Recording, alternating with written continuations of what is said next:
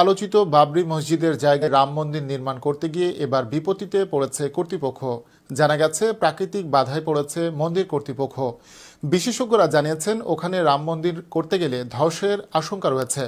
শ্রীরাম জন্মভূমি তীর্থক্ষেত্র ট্রাস্টের সচিবের বরাত দিয়ে এ তথ্য জানিয়েছে ইন্ডিয়ান এক্সপ্রেস। খবরে বলা হয়, এতদিন আইনি জটিলতায় রাম মন্দির নির্মাণ বাধা পেয়েছে, কিন্তু গত বছর সুপ্রিম কোর্টের নির্দেশের রাম মন্দির নির্মাণের আর বাধা ছিল না। গত 5ই আগস্ট ভারতের প্রধানমন্ত্রী নরেন্দ্র মোদী মন্দিরের ভিত্তিপ্রস্তরও স্থাপন করেছেন, কিন্তু এবার নির্মাণগত বাধার সম্মুখীন রাম মন্দির। মাটি পরীক্ষার পর দেখা গিয়েছে মন্দিরের ভর ধরে রাখার মতো ক্ষমতা নেই নির্মীয়মান কাঠামোর, যার ফলে সমস্যায় পড়েছে মন্দির নির্মাণের কাজ। এখন বিকল্প উপায় খুঁজছে trust. IIT, NIT, central building research institute এবং লার্সেন অ্যান্ড টিউব্রোর মতো সংস্থার প্রযুক্তি বিশেষজ্ঞরা জানিয়েছে, মন্দিরের প্রস্তাবিত গর্ভগৃহের পশ্চিম দিকে পানির তোড়ে বেলে মাটি ধসে যাওয়ার কারণে সমস্যার সম্মুখীন হতে হচ্ছে। ইন্ডিয়ান এক্সপ্রেসের প্রতিবেদনে উল্লেখ করা হয়, স্থাপত্যের নকশাকারী প্রতিষ্ঠান লার্সেন অ্যান্ড টিউব্রো জমা দিয়েছে। তাতে দেখা গিয়েছে ভূপৃষ্ঠ থেকে 20 থেকে 40 মিটার গভীরে 1200 কংক্রিট পিলার বসানো হবে।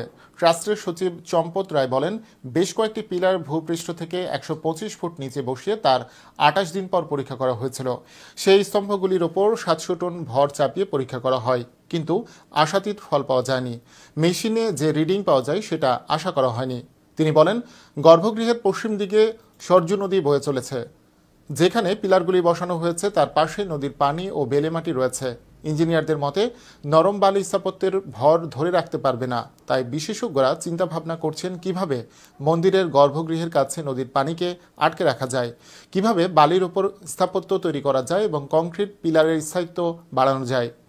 1992 সালের ডিসেম্বর মাসে সাম্প্রদায়িক ও ফ্যাসিবাদী শক্তি এবং রাজনৈতিক দলগুলোর সমর্থকরা বাবরি মসজিদে হামলা চালাতে উস্কানিমূলক ভূমিকা রেখেছিল এবং মুসলমানদের 500 বছরের পুরনো মসজিদটিতে নৃশংসভাবে হামলা চালিয়েছিল।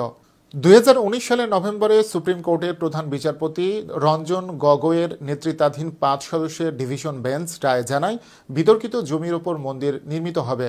ভারতের উত্তরপ্রদেশের শহর অযোধ্যায় 1992 সালে ধ্বংস করা হয়েছিল বাবরি মসজিদ। এ নিয়ে এই অঞ্চলে বহু বছর ধরেই হিন্দু ও মুসলিমদের মধ্যে বিবাদ চলছিল। বিতর্কিত এই স্থান নিয়ে রাম জন্মভূমি ট্রাস্ট ও সুন্নি ওয়াকিফ বোর্ড সুপ্রিম কোর্টের দ্বারস্থ হয়। অবশেষে 2019 সালের নভেম্বর মাসে এই বিতর্কিত জায়গায় রাম মন্দির তৈরির পক্ষেই চূড়ান্ত রায় দেয় ভারতের সুপ্রিম কোর্ট। বদলে মুসলিম পক্ষকে মসজিদ তৈরির জন্য অযোধ্যার মধ্যেই 5 একর জমি দেওয়ার নির্দেশ দেয় সুপ্রিম কোর্ট। রায় নিয়ে মুসলিমদের মধ্যে অসন্তোষ রয়েছে।